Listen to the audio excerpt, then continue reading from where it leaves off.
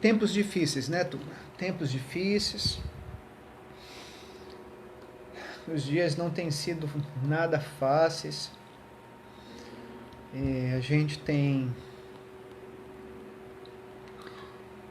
tem feito aquilo que temos entendido como necessário para nos resguardar, a nós, a nossa família. Kelvin, Deus abençoe. Ele faz entrega assim, irmão. E a gente deve continuar tentando ao máximo evitar sair. É bem verdade, Johnny, Deus abençoe. É bem verdade que hoje poder ficar em casa é um luxo para poucos. Então, você que pode, não abra mão disso. A gente tem de fato visto cada dia as coisas ficarem mais complicadas, mais difíceis. Mas uma coisa é muito importante nesse momento. Primeiro, continuar mantendo a nossa confiança em Deus, acreditar em Deus, clamar por Ele. Kátia acenando, Deus abençoe. Tati, Deus abençoe. Continuar clamando, acreditando na proteção, no cuidado dEle para nós, para nossa família, para os nossos irmãos, amigos, parentes. E é muito importante também, turma, nesse tempo, tentar manter a calma, tentar ficar com a cabeça boa, tentar não absorver notícias ruins, muita informação. A gente tem recebido uma enxurrada de informação e geralmente essas informações elas tendem a nos deixar mais preocupados, mais alarmados. Que a gente possa de alguma forma saber dosar isso, é muito importante, A cabeça nesse momento ela precisa estar boa, turma, tá boa. Então tente resguardar a sua mente, o seu coração. Inclusive a gente vai ver isso hoje, Paulo falando sobre isso também. E acreditando, confiando, pessoal, confiando, acima de tudo confiando em Deus. E uma coisa certa, e a gente não pode nunca esquecer isso: a partir do momento que nós entregamos a nossa vida aos cuidados de Deus, quando eu olho e digo assim, Deus, cuida da minha vida, eu preciso entender que tudo aquilo que está acontecendo ao nosso redor, na minha vida, na minha casa, na minha família, tem uma permissão de Deus, tem um aval de Deus, né? E eu preciso confiar nos planos e nos projetos dele. Boa noite, meu chefe, pastor Olavo, Deus abençoe. E descansar, confiar, acreditar, colocar na mão de Deus e falar, oh, Deus, é contigo, eu confio, eu acredito que no final tudo vai dar certo, né? Então, para esse tempo, irmãos, eu incentivo você a continuar mais alicerçado em Deus, mais fincado em Deus, acreditando nele acima de tudo e, sem dúvida nenhuma, alimentando o nosso espírito, a nossa alma, a nossa mente, o nosso coração de coisas saudáveis, coisas boas, né? A gente tem visto muito ser colocado aquele versículo de Jeremias que diz, eu quero trazer à memória aquilo que me traz esperança como um alento para esse tempo. E é bem verdade, lembrar esperar, ansiar, desejar por um tempo novo, um tempo melhor, um tempo bom, um tempo diferente desse, deve ser aquilo que nós devemos buscar, né? Buscar para o hoje, ainda que o hoje não seja assim, né? A fé é isso, a fé na verdade é ter a capacidade de ver, de acreditar, de receber algo que está diante de mim que eu ainda não possuo, né? Então que a gente possa se alimentar disso. O dia não é bom, os dias são maus, os dias são difíceis, mas diante de mim, no meu horizonte, na minha caminhada, há de haver tempos melhores. Tempos melhores, igreja. Eu creio em nome de Jesus que nós vamos ver isso ainda, todos nós, em nome de Jesus. Aline, Deus abençoe. Aline, boa noite, boa noite, boa noite. Bom, pessoal, 6h30, 7h30, melhor. Mais especificamente 7h32 o meu relógio aqui, então a gente vai começar, tá bom? Oi, Érica, bom ver você aqui, minha filha. Força, fé, vai dar tudo certo, em nome de Jesus, tá bom? Em nome de Jesus. A Érica tá um pouquinho dodói, mas logo vai estar 100%, em nome de Jesus. Negona é grande, né, galera? Negona é grande, Negona é forte. Quem já sentiu o peso da mão dela, passando a mão na costa, sabe do que eu estou falando. Então, já ela vai ficar boa, em nome de Jesus. Então, a gente vai a Letícia também, bom ver você aqui, Lelê, força. A Lelê também está um pouquinho dodói, mas também, assim como a Érica, logo vai estar 100% em nome de Jesus. Tenho certeza que essa situação vai passar. Em nome de Jesus, receba, eu creio em nome de Jesus, amém? É bom vê-los aqui. Então vamos lá, pessoal. 1 Tessalonicenses capítulo 5. A igreja, nós falamos, na verdade, na quarta-feira passada, sobre o assunto segunda volta de Jesus, né? E falamos que vamos estar abordando esses assuntos, talvez 3, 4 semanas, diante daquilo que Deus nos direcionar. Por que resolvemos falar sobre esse assunto? Em um tempo como esse, a gente ouve e a ideia da volta de Jesus, ela vem à tona novamente, né?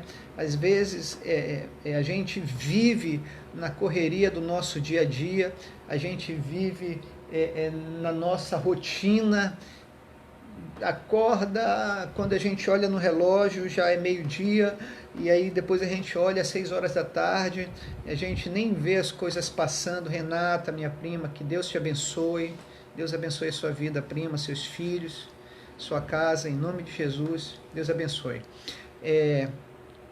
Então, quando essa rotina ela nos é tirada e a gente começa a ser obrigado, como estamos, a viver outras rotinas e rotinas que nos geram de alguma forma dúvida, medo, a ideia da volta de Jesus, dos últimos tempos, elas parece que renascem novamente.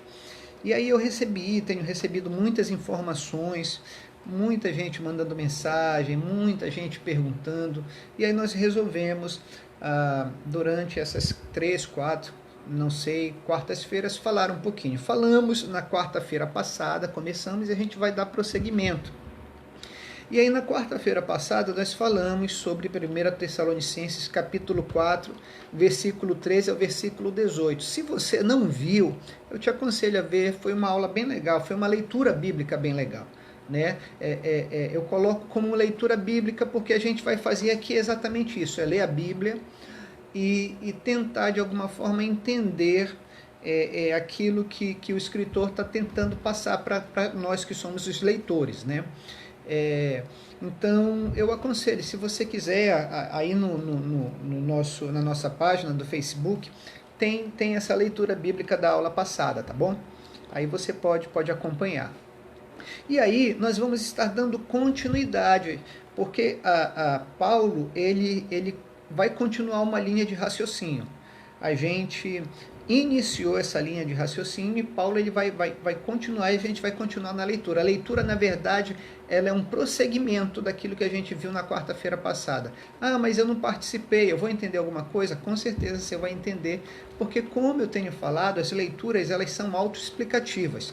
Existe um ou outro detalhe que pode gerar algum tipo de dúvida, e aí o nosso objetivo é esse, é tentar esclarecer aquilo que possa haver como dúvida. Paulo, quando escreveu essa carta à igreja de Tessalônica, ele escreveu com algumas razões, né? E haviam duas dúvidas daquele povo, duas dúvidas que estavam sendo colocadas diante de Paulo. Fala, Zidane, bom te ver aqui, irmãozão. Duas dúvidas que eram a primeira que a gente viu na semana passada,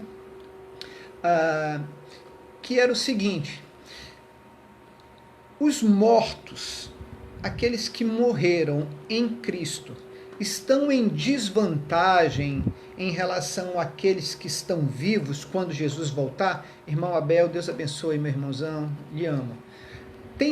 Tem alguma desvantagem em relação aos que morreram em relação àqueles que estão vivos quando Jesus voltar? Paulo ele esclarece isso, deixando claro que de forma nenhuma não haveria nenhum tipo de diferença. Os que haviam morrido jamais estariam em desvantagem em relação àqueles que estavam vivos. Então a gente falou sobre isso. E aqui Paulo ele vai tentar tirar uma segunda dúvida que eles estavam vivendo, que eles estavam enfrentando. Qual era? Acerca deles.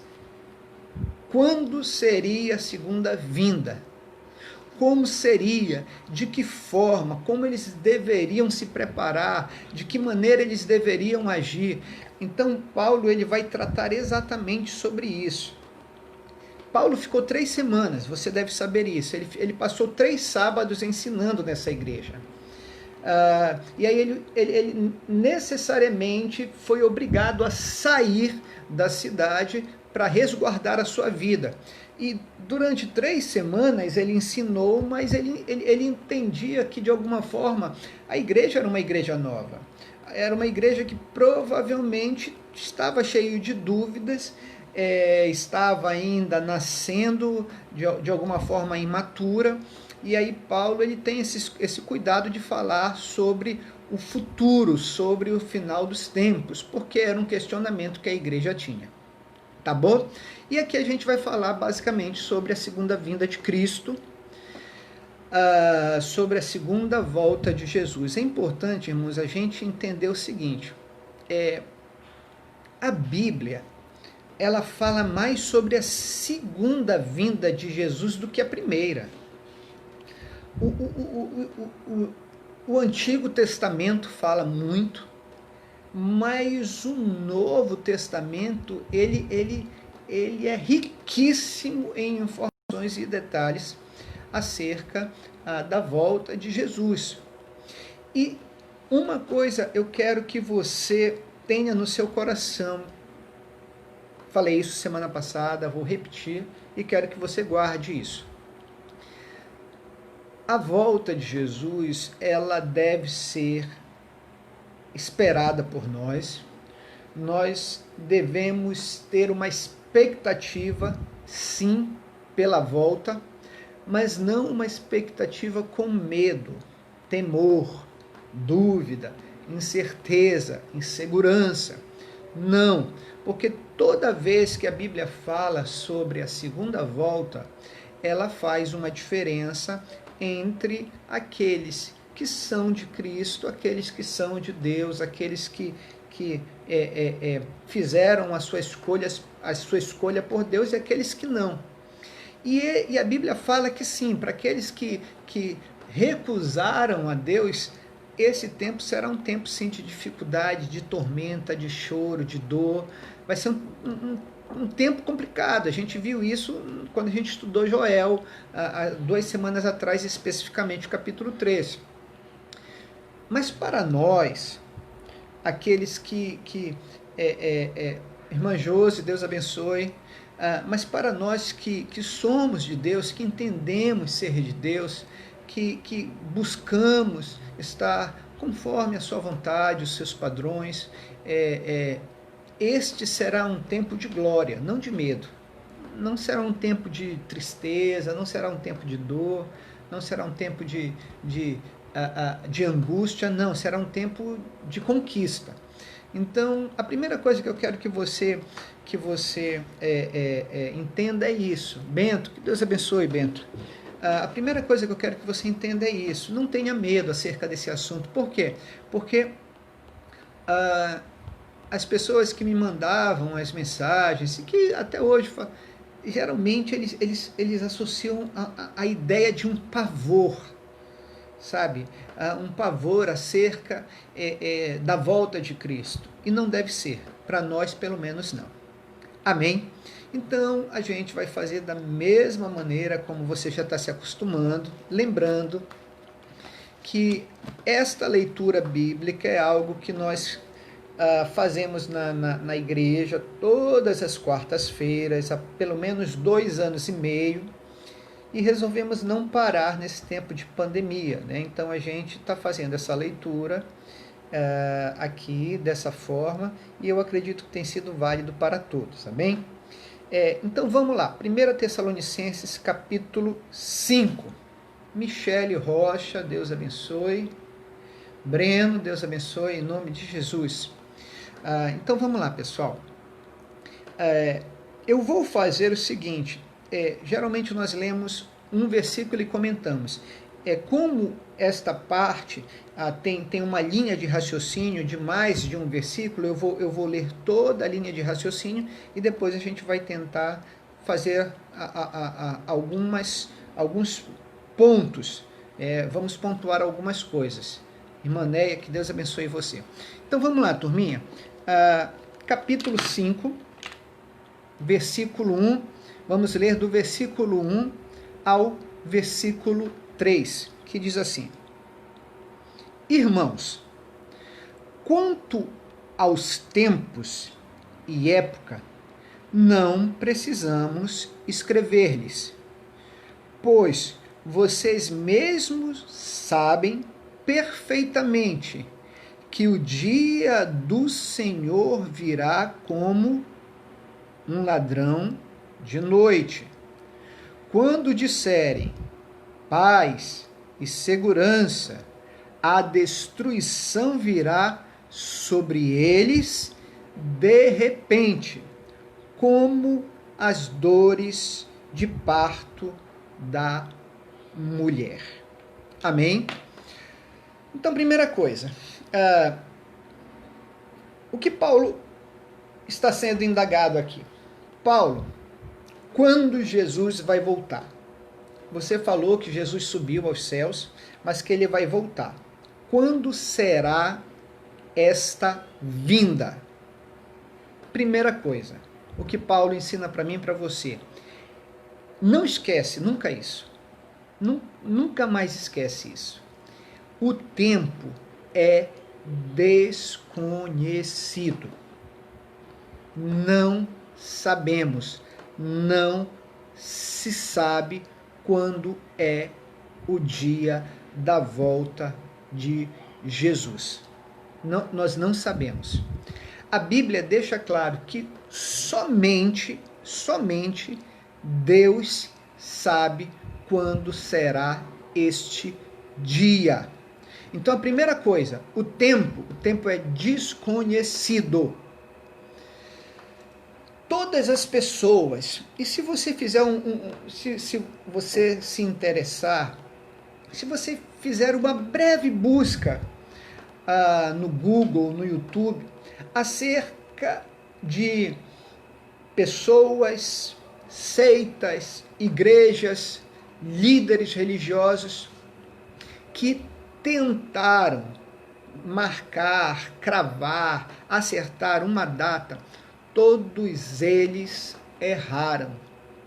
Todos eles erraram. Então, não vá nesta ideia que muitas vezes nós estamos vendo a ser falada, a ser dita, e a gente às vezes vai na onda.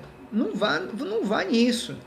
Se alguém chegar para você, porque houve a revelação que Jesus vai voltar à meia-noite da sexta-feira, do dia da lua. Não, isso aí não existe. Não existe. A Bíblia deixa de uma forma muito clara. Pastor, não concordo. Fernando, não concordo com você. Eu acredito. A gente sempre fala isso. Eu exponho aquilo, a forma como eu entendo as Escrituras, a forma como eu consigo compreender aquilo que está dito aqui. De forma nenhuma, minha intenção é vir contra aquilo que você pensa ou mudar a forma como você entende, vê, pensa, de maneira nenhuma. Mas a gente precisa entender que há fatos, e a Bíblia deixa claro, existe aquilo que a gente chama de Cronos e Kairos. Você já me ouviu pregando, falando sobre isso. Cronos é o meu tempo, é a ideia do cronológico, do cronômetro. A palavra cronômetro, ela vem de Cronos, é aquele tempo que eu e você conhecemos. Hoje é 29 de abril do ano de 2020. São 7h48. Este aqui é o nosso Cronos. Existe um tempo que vai além do meu, vai além desta coisa que eu entendo como minutos, horas, segundos. É aquilo que nós entendemos como Kairos, o tempo de Deus. E é nesse tempo que eu preciso entender que esta segunda vinda está associada. O tempo de Deus é um tempo que Ele sabe, é um tempo que Ele entende, é um tempo que Ele determina. Pastor, mas quando é que Deus vai acabar com esse tempo da pandemia? Quando é que as coisas vão se resolver? Nós não sabemos. Isso aí é o Kairos de Deus, é o tempo de Deus, é Ele que vai determinar. Então, em relação à segunda vinda, nós não podemos afirmar. Eu quero ler, se você for rápido, abra Mateus 24:36. Eu vou ler com você aqui alguns textos. Você pode deixar a sua Bíblia aberta, tá bom? 24:36 diz assim: palavras de Jesus essa. Quanto ao dia e a hora, ninguém sabe. Olha essa afirmação. Ninguém sabe. Nem os anjos dos céus, nem o Filho do Homem, senão somente o Pai. Está escrito aqui. Ninguém sabe.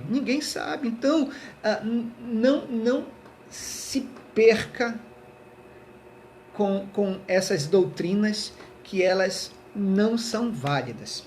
Olha o que Paulo fala em 1 Coríntios. 1 Coríntios, capítulo 4, versículo 6. Deixa eu ler para você aqui. Algo interessantíssimo que de uma forma muito clara expressa isso que eu estou falando. Olha o que ele diz assim: irmãos, apliquem-se essas coisas a mim e Apolo, por amor a vocês. Aí preste atenção. Para que aprendam de nós o que significa, olha aqui, não ultrapasse aquilo que está escrito. Olha Paulo falando aqui, turma, é como se ele estivesse olhando para a igreja e falando, turma, presta atenção, aprendam comigo e com Apolo. Aprenda comigo e com Apolo, não vá procurar coisas além daquilo que está escrito. É o que está escrito, galera. É o que está escrito. E o que está escrito? Nós não sabemos nem o dia, nem a hora. Não tem. Não adianta querer acrescentar.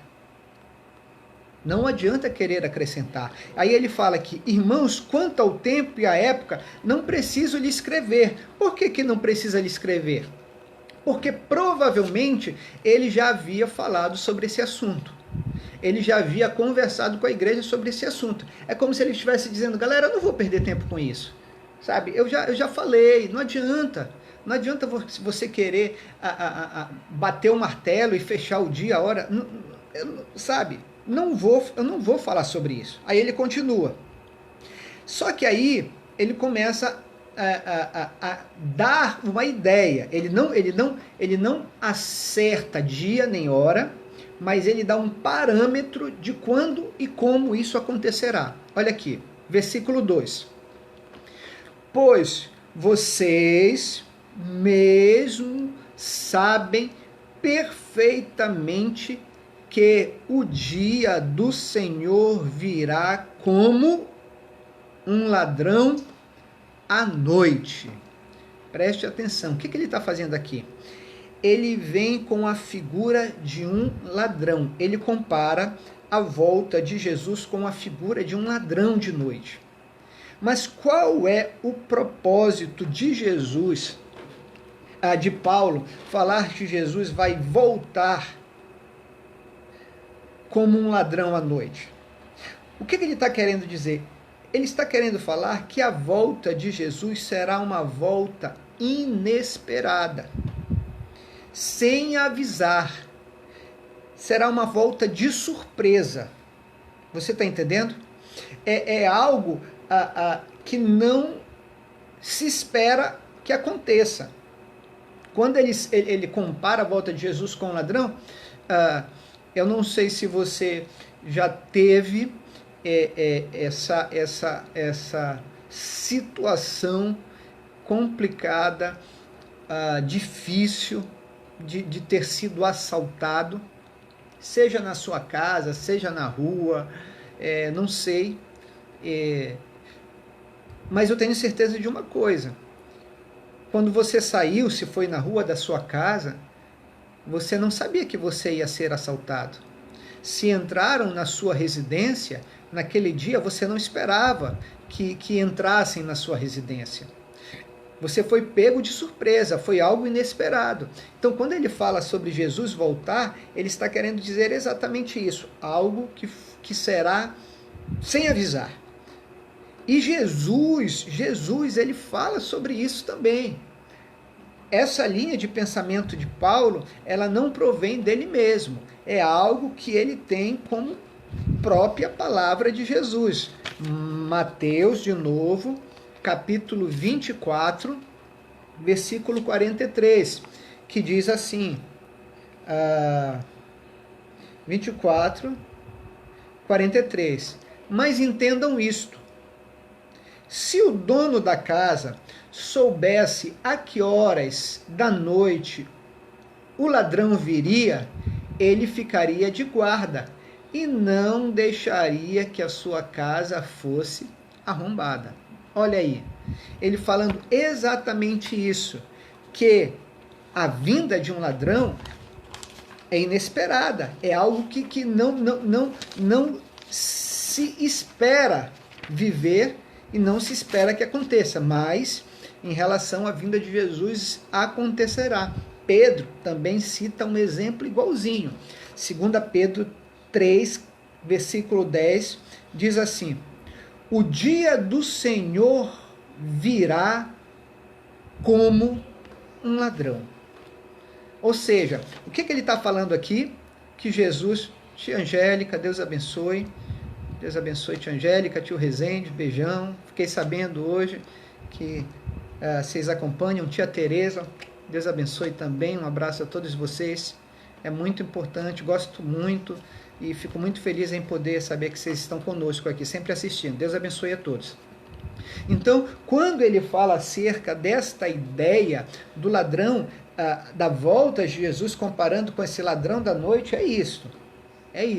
Nós não sabemos em que momento se dará, em qual hora se dará, será algo inesperado, será algo sem avisar, será algo de surpresa. Mais uma vez eu digo, surpresa no que diz respeito àqueles que não estão com Deus. Porque este dia não será um dia de terror para nós, será um dia de glória, ok? Sempre entendendo isso. Além disso, a Bíblia diz também que a volta de Jesus será uma volta rápida, né? Ele diz que assim como um relâmpago, ele cruza o Oriente ao Ocidente, ele rasga o céu e você só vê aquele clarão no céu. Ele compara a vinda de Jesus a isso. Ele compara a vinda de Jesus a um abrir e fechar os olhos. Né? Nós abrimos e fechamos os olhos tantas vezes ao dia que nós nem notamos. Apenas fazemos algo rápido, natural, que fazemos que nem nos apercebemos. Quando ele diz que a volta de Jesus é no abrir e fechar os olhos, é que pode ser a qualquer momento, em qualquer instante, de uma forma rápida, de uma forma que vem e chega, simplesmente isso, ok? Então, quando Iranilde, Deus abençoe. Então, quando ele fala sobre a ideia da volta de Jesus como um ladrão, ele está falando sobre isso. Só que ele continua aqui. Versículo 3. Aí ele diz assim: quando disserem, preste atenção, paz e segurança, a destruição virá sobre eles, de repente, como as dores de parto. Olha que interessante. Fernando, você está falando que a volta de Jesus será algo inesperado. É isso? É isso. Mas é inesperado por quê? Porque as pessoas não sabem. Não é porque as pessoas não sabem. Não é porque as pessoas não estão sendo avisadas. Pastor Andréia, Deus abençoe. Deus abençoe, pastor Andréia. Não é por isso. Mas é por conta de ouvir uma advertência e não atentar para aquilo que está sendo falado. E é exatamente este o grande problema. Por quê? Porque Paulo, o que Paulo vai trazer aqui como ideia, como pensamento para mim e para você? O povo é advertido, o povo é mostrado, o povo é ensinado, porém o povo não toma esta palavra como uma advertência, como algo sério, como algo verdadeiramente que irá acontecer. E por não entender isto, a volta de Jesus como algo certo, verdadeiro, que irá acontecer, eles apenas ouvem e não dão bola. E por conta disso, esta volta será inesperada. Essa volta será uma volta que eles serão pegos de surpresa. Porque não sabiam? Não. Mas porque não atentaram para a advertência. Vocês estão entendendo? Aí ele fala no versículo 3. Quando disserem paz e segurança. Preste atenção, porque o que Paulo está dizendo aqui, que a volta de Jesus aparentemente será num tempo onde traz a ideia que o mundo vai estar em um tempo que aparentemente tudo vai estar correto. Traz a ideia que aparentemente não vai estar acontecendo nada. Paz, quando ele fala, quando estiverem falando paz, é como se o mundo estivesse em um contentamento íntimo.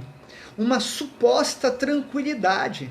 Segurança é como se eles estivessem dizendo assim, ó, será um tempo onde não vai haver perturbação, aonde não haverá obstáculos. O mundo viverá em tranquilidade e sem dificuldades.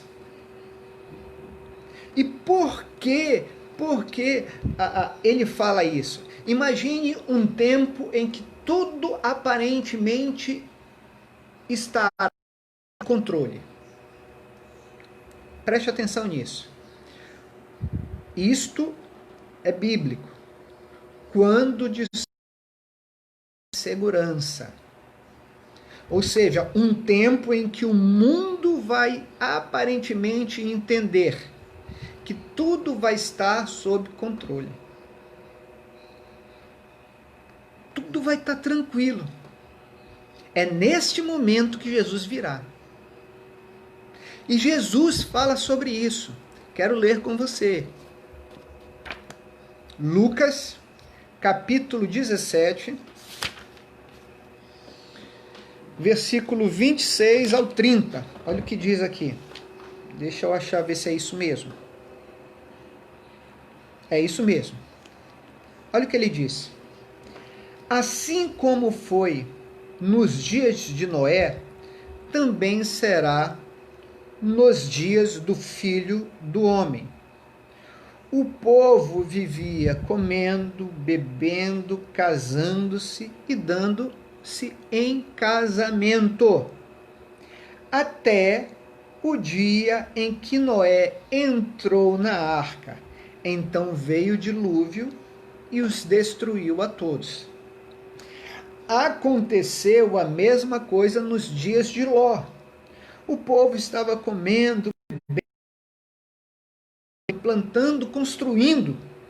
Mas no dia em que Ló saiu de Sodoma, choveu fogo e enxofre do céu e destruiu a todos. Acontecerá exatamente assim no dia em que o Filho do Homem for revelado. Olha aqui, olha que interessante. Ele fala de tempo de Noé, ele compara ao...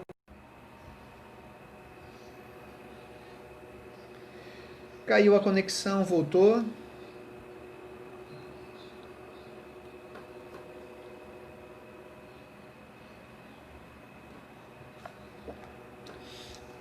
Eu preciso saber se estão me ouvindo, tá bom? Porque deu uma queda aqui na minha conexão.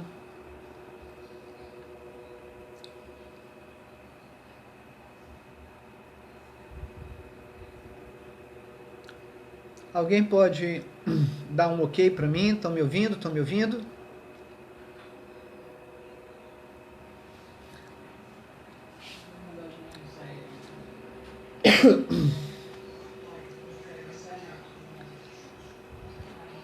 Alguém pode me falar? Vocês estão me ouvindo, pessoal? Que a minha conexão caiu aqui. Eu acredito que tenha retornado. Ok, beleza, tá ok, tá bom. Voltou. Eu não sei onde eu parei, eu vou fazer de conta que vocês já estavam ouvindo a parte do Noé. Noé ou Noé? Noé? Ouviram Noé ou Noé?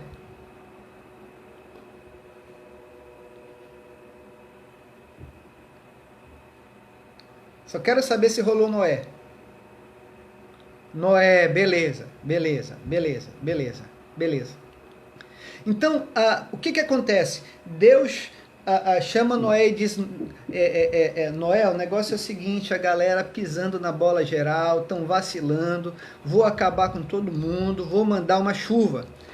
E a Bíblia diz que Noé demorou 120 anos para construir essa arca, e durante 120 anos pregando arrependimento e pregando que o povo voltasse para Deus. Mas eles não ouviram, eles não aceitaram, eles não tiveram a capacidade de ouvir a voz do Senhor, a voz daquilo que Deus estava falando. E aí o texto de Jesus fala que igual ao tempo de Noé, aonde as pessoas casavam, se davam em casamento, comiam, bebiam, compravam, vendiam, construíam. Qual o problema aparentemente tem em se casar, em dar-se em casamento, em comer, beber, em comprar, construir, vender? Qual o problema? Nenhum. Mas quando Jesus fala sobre isso, o que ele está querendo dizer? Ele está dizendo que era um tempo em que as pessoas estavam tão envolvidas com as coisas relacionadas a elas, que haviam abandonado totalmente a Deus, haviam esquecido totalmente a Deus, haviam excluído Deus de todos os seus projetos e de todos os seus planos. Eram pessoas que estavam envolvidas tão somente com as suas vidas e haviam abandonado Deus. Pastor, mas caramba, é meio complicado isso. Eliette, boa noite, minha filha. É meio complicado, então eu tenho que abandonar a minha vida, abandonar aquilo que eu faço, eu tenho que agora viver sem projetos, sem perspectivas. Não é isso, você que me ouve, você que faz parte da nossa igreja, você que semanalmente me escuta, já deve estar cansado de me ouvir falar sobre isso. Tenha os seus projetos, tenha os seus sonhos, tenha os seus ideais, faça o que você puder para conquistar, para ter sucesso sim nesta vida, neste tempo, seja a melhor pessoa que você puder ser, mas não abra mão de ter Deus como primeiro. Não abra mão de pegar os teus projetos e colocar Deus nele. Não abra mão de em tudo que você projetar, pensar, idealizar, sonhar, ter de Deus a permissão e a participação. Aquele povo, naquele tempo, havia voltado as costas totalmente para Deus. E voltado a costa de uma forma em que eles haviam esquecido totalmente. E não é muito diferente para este tempo. Não é muito diferente para este momento em que a gente está vivendo. Então, é exatamente isso que ele está falando. É exatamente isso que ele está dizendo. Paz, segurança. Aí ele fala, Jesus virá. Deixa eu só me achar aqui, só me encontrar. Sobre eles, olha a diferença que ele faz, não sobre nós, mas sobre eles. Eles quem? Aqueles que deixaram de lado o cuidado em relação à volta de Cristo. Virá sobre eles, de repente, como as dores de partos de uma mulher. Olha a comparação, a dor de parto. Você está grávida, teu menino, a tua menina resolve nascer, você não pode dizer assim, não vai nascer hoje, hoje não estou afim. Fica aí mais uma semana, eu quero que ele nasça no dia tal, porque nesse dia é o dia que eu gosto. Não existe isso. Você está grávida, a mulher está grávida, o menino quer nascer, não tem jeito, não tem como escapar. É exatamente isso que eles... pastor, mas hoje tem anestesia. Pelo amor de Deus, irmão, pelo amor de Deus. Está falando sobre dores. Não tem como evitar a dor. Mas tem anestesia. Não, volte-se para o tempo, para o contexto. O que ele está falando é o seguinte, assim como uma mulher grávida não tem como fugir da dor na hora do seu parto, não haverá como fugir quando Jesus estiver voltando. Não tem como a gente falar, Jesus, volta amanhã porque eu tenho isso para fazer. Jesus, dá para dar uma segurada porque, sabe, eu tô com os projetos. Não vai ser assim. Eu estou vendo uma turma falando aqui, papai falou que estava sem áudio, a Eliette disse que não estava funcionando, a Didi está falando que está entrando e saindo. É porque a internet não está. A minha internet não está legal hoje, mas a gente vai tentar continuar assim, tá bom? Inclusive eu estou aqui com meus dados móveis para ver se dá uma melhorada. Tá indo até onde der. Então não há como escapar. O livro de Apocalipse, capítulo 6, diz que as pessoas tentarão fugir, se esconderão em cavernas, as pessoas buscarão locais para querer fugir do dia do Senhor e não haverá como fugir. Eles buscarão a morte e não encontrarão. Te perdeu no Noé, foi, Rafa? Ai, gente. Depois você volta, aí se encontra aí. Né? Então é exatamente isso que ele está querendo falar, ok? Vocês estão entendendo? Eu acho que não está entendendo nada hoje o negócio está meio complicado, né? Pelo visto vocês não estão entendendo nada, meu irmão, mas entenda que Jesus vai voltar e você entendeu isso aí, já está ok. Aí a gente vai para uma outra sequência de pensamento, que é do capítulo 4, é o versículo 4 ao versículo 7. Aí olha que ele diz assim: mas vocês, olha aqui, preste atenção a fazer um contraste, uma separação entre a ideia daqueles que já encontraram a Deus, que já estão com Deus, e aqueles que ainda estão tentando recusar a ideia da volta de Deus, a ideia de estar com Deus. Preste atenção, olha o que ele diz aqui. Versículo 4. Mas vocês, irmãos, não estão nas trevas, para que este dia seja um dia de surpresa, como o dia do ladrão. Olha aqui, o que ele está falando? Eu e você, nós não devemos temer esse dia, porque a ideia do ladrão que vai pegar de surpresa não é para nós.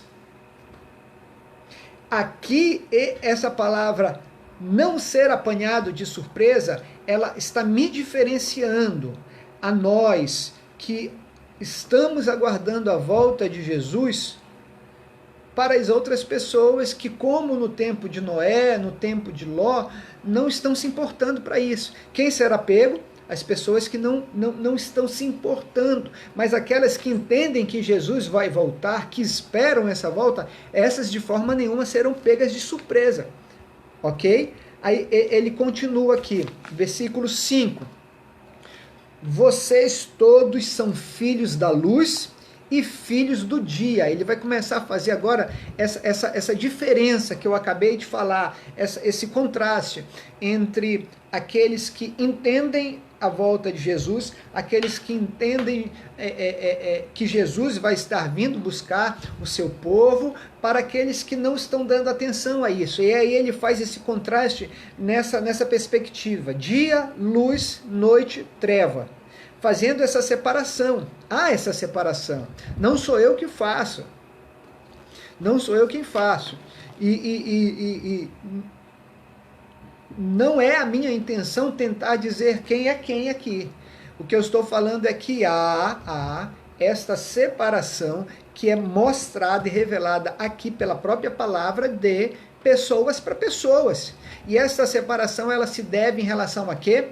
Aqueles que estão verdadeiramente esperando, ansiando essa volta. Prima Andréia, Deus abençoe. Deus abençoe, prima. Deus abençoe. Então, é exatamente isso que ele está fazendo aqui. Aí ele continua. Versículo 5. Vocês todos são filhos da luz, filhos do dia. Não somos da noite nem das trevas. Preste atenção nisso. Você está vendo? Você está vendo a diferença que ele está colocando aqui? Aí ele fala assim, versículo 6. Portanto, não durmamos como os demais, mas estejamos atentos e sóbrios. Preste atenção nisso aqui, que é muito interessante. Ele cita duas situações aqui. Ele fala de não durmamos. Você lembra na leitura passada que que nós fizemos uma leitura daqueles que dormem na perspectiva das pessoas que haviam morrido. Você lembra disso?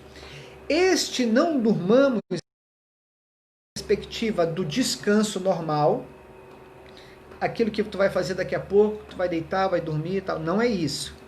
Também não é na perspectiva da morte. Este descanso aqui, esse dormir aqui, está fazendo uma relação ao sentido moral. A pessoa está despreparada por conta das suas atitudes, por conta das suas ações. Esse dormir aqui é alguém que não está pronto por conta das suas condutas. Você está entendendo? E aí a conduta não está tão somente associada, não entenda obras, não entenda ações, não, entenda postura diante de Deus. Entenda a postura diante de Deus. E a gente vê isso muito claro, sabe aonde? Na história das 10 virgens. E eu quero ler contigo Mateus capítulo 25, do versículo 3 ao 8.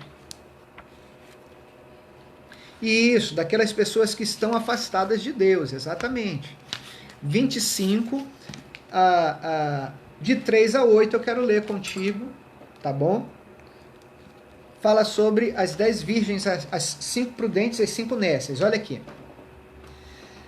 Vou ler a partir do versículo 1. O reino dos céus será, pois, semelhante a 10 virgens, que pegavam as suas candeias e saíam para encontrar-se com o noivo.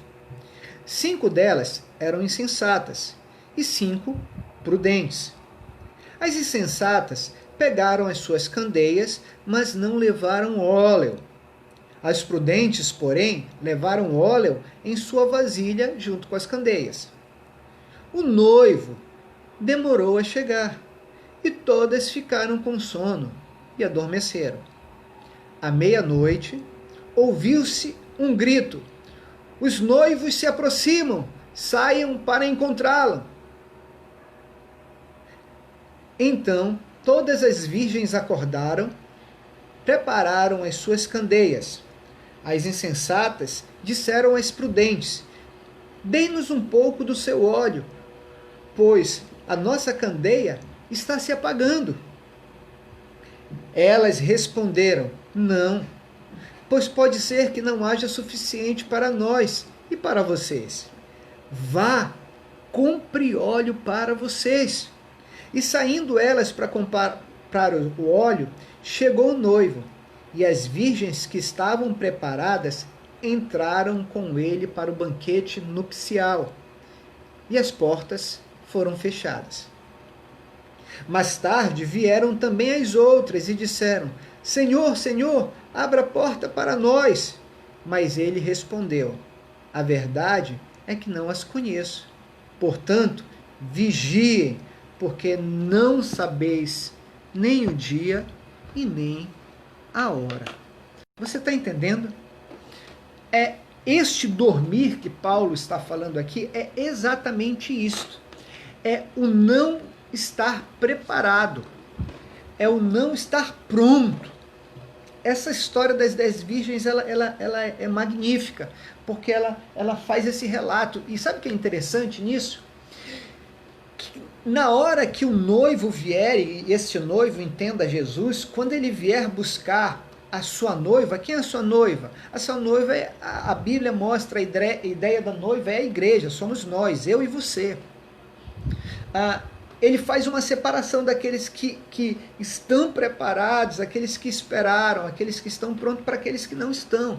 E aí ele diz que na hora não vai haver como solicitar, aguarda um pouquinho, deixa eu me acertar, deixa eu me consertar, deixa eu tentar ajeitar as coisas. Não haverá essa possibilidade.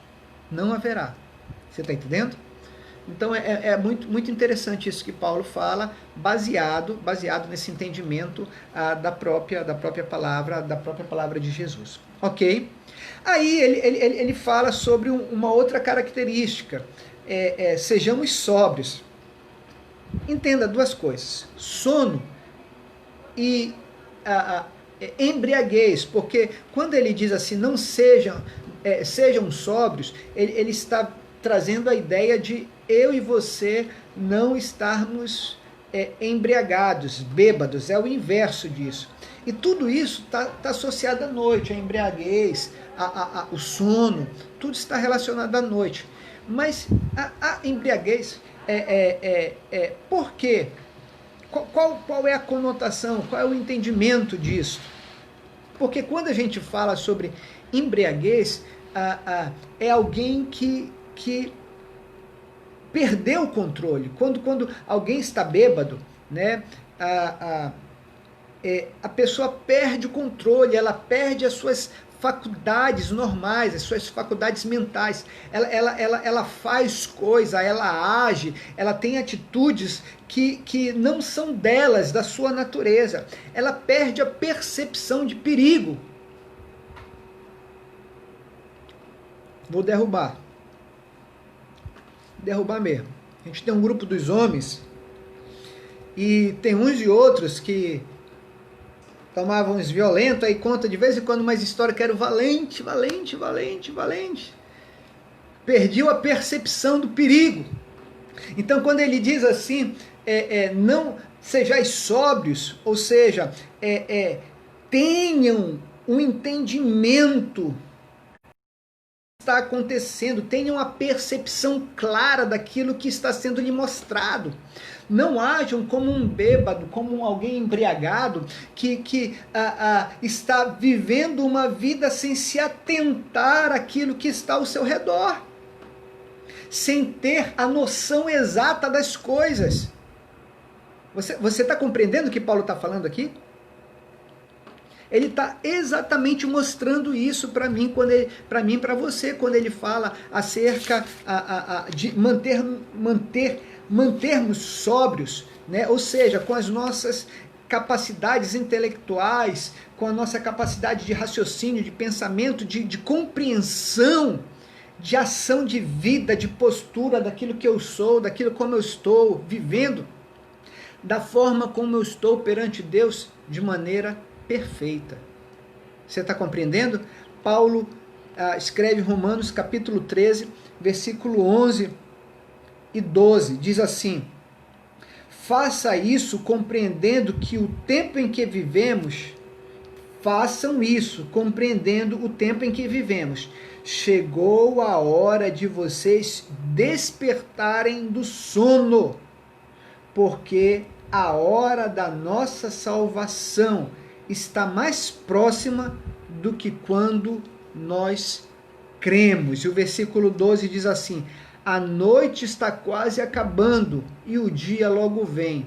Portanto, deixem de lado as obras das trevas e revistam-se da armadura da luz. Ou seja, precisamos estar perto, porque hoje nós estamos mais próximos da volta de Jesus do que amanhã, do que ontem, perdão, e estaremos amanhã mais próximos do que hoje. Você está entendendo? É exatamente isto que Paulo está falando. No 8 eu já estou encerrando, tenho 10 minutos e eu vou conseguir, em nome de Jesus. E aí ele fala: nós, porém, olha, ele faz esse contraste, nós, porém, somos do dia, sejamos sóbrios. Aí ele preste atenção: vestido da couraça da fé e do amor, e do capacete da esperança e da salvação. Ele pega dois artefatos do soldado romano e ele diz que nós devemos nos revestir disso. Couraça, ou seja, a parte que protegia o peito, que protegia o coração, dando entendimento que eu e você devemos estar muito atentos, dar uma atenção toda especial para os nossos sentimentos internos. Quando a Bíblia fala de coração, ela está falando de sentimento, daquilo que nos move a agir, a fazer, a falar. E os nossos sentimentos, eles têm o poder de nos fazer ter ações, boas ou ruins. O coração nos leva a ter atitudes louváveis e reprováveis. Então ele diz assim, olha, pegue uma coraça e proteja o seu coração, ou seja, proteja os seus sentimentos internos para que você possa agir da forma correta. Ele diz assim, coloque um capacete, proteja a sua mente, proteja a sua cabeça, proteja aquilo que você pensa. Porque o que ele está querendo dizer aqui? Que aquilo que pode, de alguma forma, me afastar de Deus, está tudo relacionado à minha mente e ao meu coração. São os desejos internos, são as vontades internas que muitas das vezes conseguem nos dominar e nos dominando nos fazem agir de maneira imprudente e agindo de maneira imprudente eu posso estar aos poucos me afastando de Deus. Você está compreendendo? Então ele diz assim, ó, use uma couraça para proteger o teu coração e um capacete para proteger a tua cabeça. Tudo certinho? Aí ele continua, e aqui a gente já vai encerrar. Versículo 9. Porque Deus não nos destinou para a ira, mas para recebermos a salvação por meio do nosso Senhor Jesus Cristo. Amém? Ou seja, Deus nos separou, Ele nos destinou. A mim e a você, creia nisso, que você já está pronto, separado, destinado à salvação. E essa salvação, ela é de qualquer forma. Exatamente, em alerta estaremos mais preparados, perfeitamente. Essa salvação é de qualquer maneira, ela necessita estar pautada, baseada em alguém ou alguma coisa. O versículo ele explica, porque Deus nos destinou, não nos destinou para a ira, mas para recebermos a salvação por meio, mediador, a razão, a causa, aquele que leva, aquele que é o responsável, por meio do nosso Senhor Jesus Cristo. Então aquele que me leva à salvação, aquele que me destinou, aquele que vai me buscar, é Jesus. E a minha salvação está baseada nele.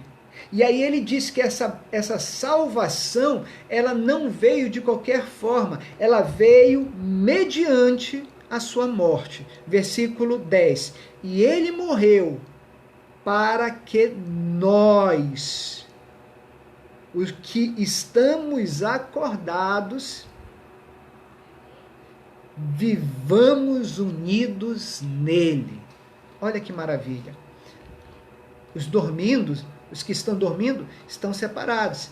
Mas eu e você, aqueles que estamos acordados, que estamos tendo essa percepção, que estamos tendo esse entendimento, que estamos tendo essa oportunidade hoje de entender um pouquinho mais, de ter tido essa oportunidade de ler esses versículos, de ter tido a oportunidade de ter esse encontro aqui com a palavra, mesmo que rápido, que breve, nós, diante de Deus, somos aqueles que estamos acordados e que seremos salvos mediante a Jesus Cristo por conta da sua fé, por conta da sua morte, perdão. Ok? Aí versículo 10, versículo 11, aí ele termina. Por isso, exortem-se e edifiquem-se uns aos outros, como de fato vocês estão fazendo. Você lembra o versículo 18 da leitura passada, do capítulo 4?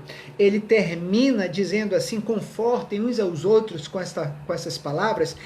Novamente ele termina dizendo assim, vocês que receberam esta palavra, exortem, edifiquem, confortem uns aos outros.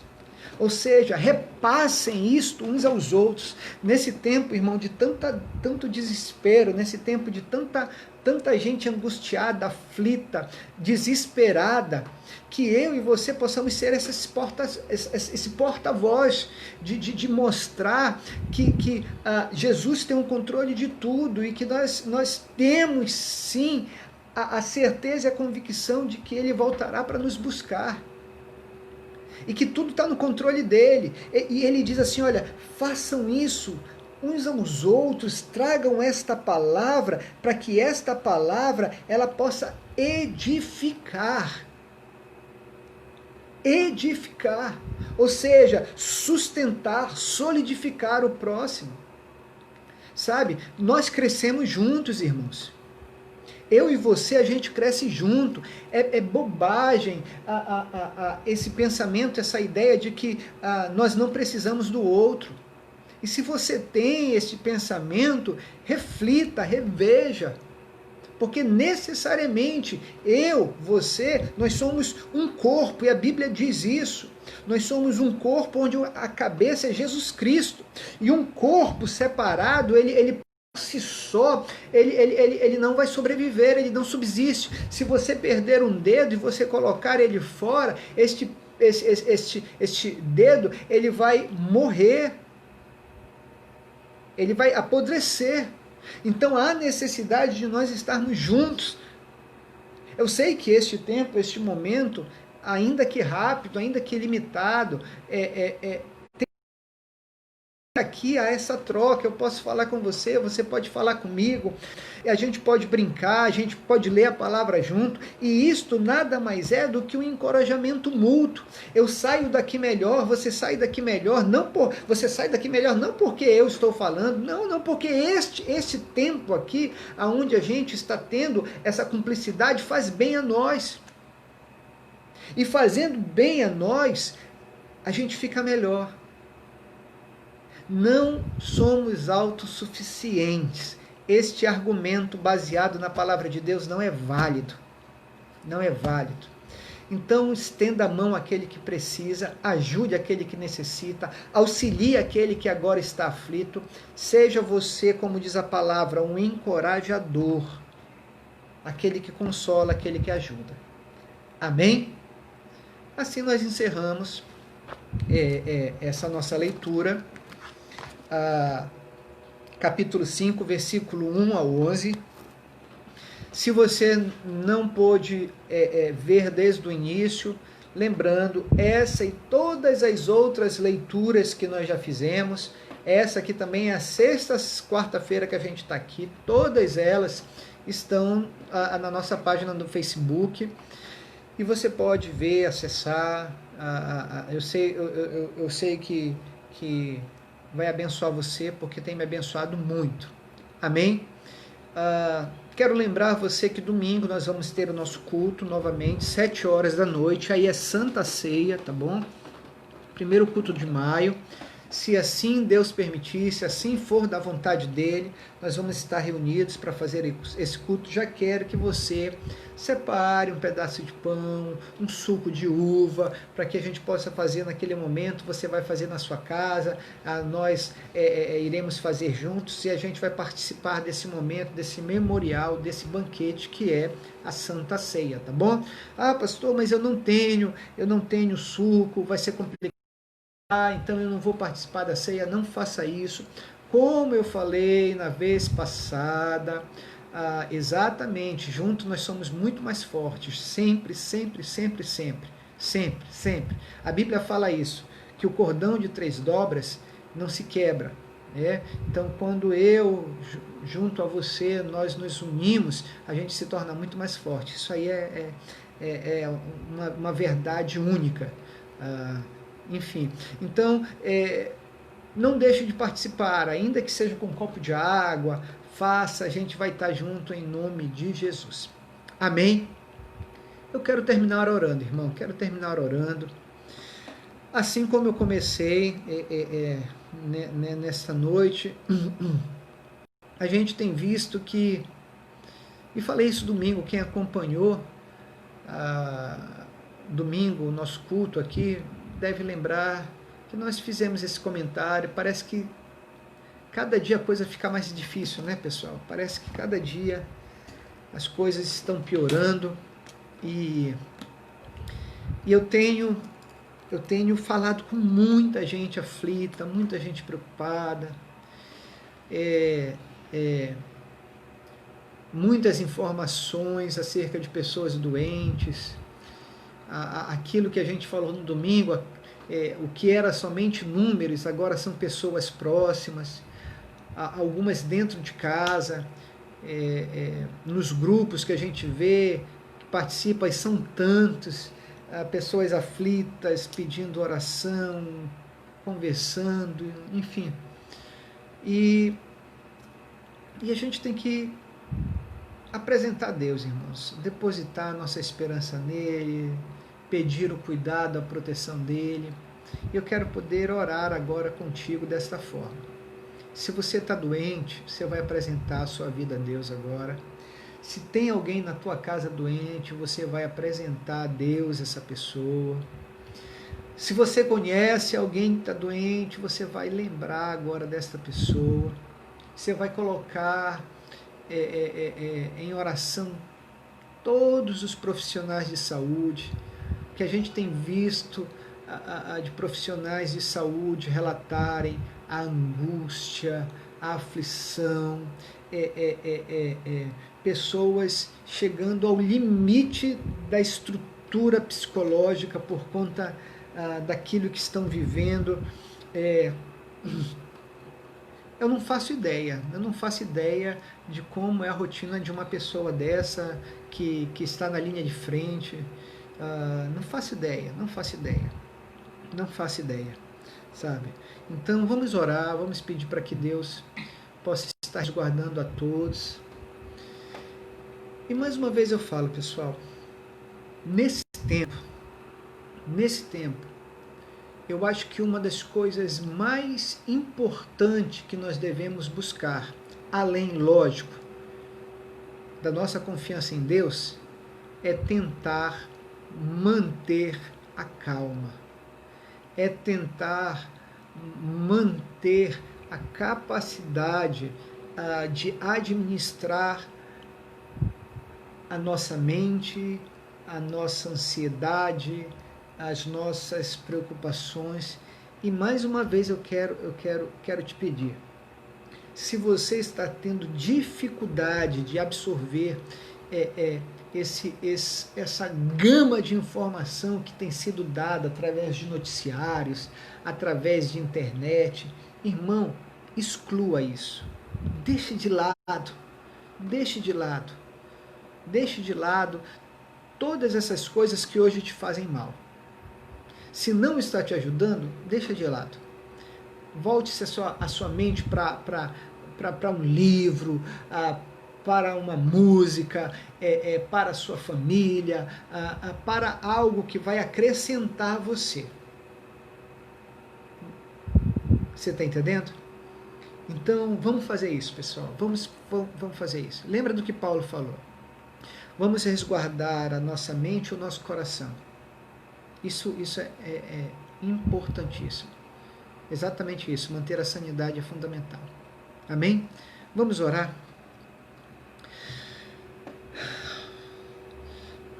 Deus, eu quero te agradecer, eu quero te louvar por mais uma oportunidade que o Senhor nos concedeu de ler a Tua Palavra e de procurar entender um pouco, Senhor, sobre esse assunto tão importante, tão pertinente, tão relevante, que é a Tua volta.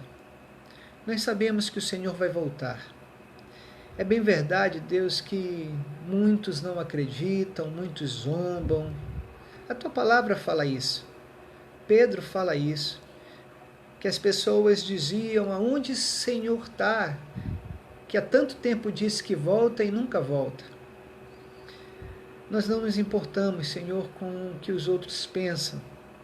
Nós queremos dizer que acreditamos em Ti. Acreditamos que o Senhor um dia nos buscará, voltará para nos buscar. E cremos verdadeiramente que o Senhor tem preparado um lugar para nós. Esse tempo tão difícil, Pai, esse tempo de dor, esse tempo de choro, esse tempo de vidas ceifadas, esse tempo, Deus, em que famílias choram a perda de entes queridos. Eu quero te pedir, Pai, não permita que nenhum dos nossos se perca. Se o Senhor, Deus, assim o fizer, Pai, se assim o Senhor desejar, não permita, Deus, que nenhum de nós venha a ser levado, Pai. Queremos, Deus, poder passar por este tempo sem ter perdido ninguém. Oramos e te pedimos, Senhor. Oramos por todos os enfermos, este que está sendo lembrado nesse momento, este que está sendo, Pai, lembrado, colocado como oração. Em nome de Jesus, vem tocar, vem restaurar. Deus, o Senhor, é o Deus Todo-Poderoso. E a Bíblia diz que não há nada demasiadamente difícil para o Senhor. Que não há nada que o Senhor não possa fazer. E assim nós cremos e nós te pedimos, restaura. Restaura o enfermo, restaura o doente. Seja, Deus, doente no físico, doente na mente. Seja aquele que está doente no corpo e doente no coração. Que possamos ser acrescentados de fé, que possamos ser acrescentados de certeza, de convicção, que possamos ser acrescentados de paz. Enche de paz a cada uma das pessoas. Nós oramos por todos os doentes de nossa cidade, de nosso estado, do nosso país, deste mundo. E te pedimos, Deus, que a cura, que a capacidade de solução seja dada aos homens para que isso possa passar. Eu oro pelos profissionais da saúde, por todos eles, por todos esses que estão na linha de frente. Deus, só eles sabem o quanto esse tempo tem sido difícil, quanto esse tempo tem sido de aflição, de angústia. E a minha oração é, Deus, fortalece-os, guarda-os, protege-os, que eles, Senhor, possam ter de Ti, Senhor, o cuidado devido, Pai. Que em nome de Jesus, Senhor, Tu possa, Deus, confortar, restaurar e abençoar. Que esses homens e essas mulheres possam ser por Ti tremendamente abençoados. Eu apresento a Ti em oração e te peço, nos abençoa em nome de Jesus. Amém e graças a Deus. Amém, turminha? Difícil, né? Mas é isso. Crendo, acreditando, confiando que dias melhores virão e virão em nome de Jesus. A gente encerra aqui mais uma leitura. Quero louvar a Deus pela vida de todos vocês que estiveram conosco nessa 1h10. E que Deus abençoe. Semana que vem estaremos aqui continuando nesta leitura. Não sei que livro, não sei o que a gente vai fazer, mas Deus já preparou tudinho, tá bom? Turminha, vocês moram no meu coração. Em nome de Jesus. Beijão, fica na paz e proteja mente, coração. Deus abençoe.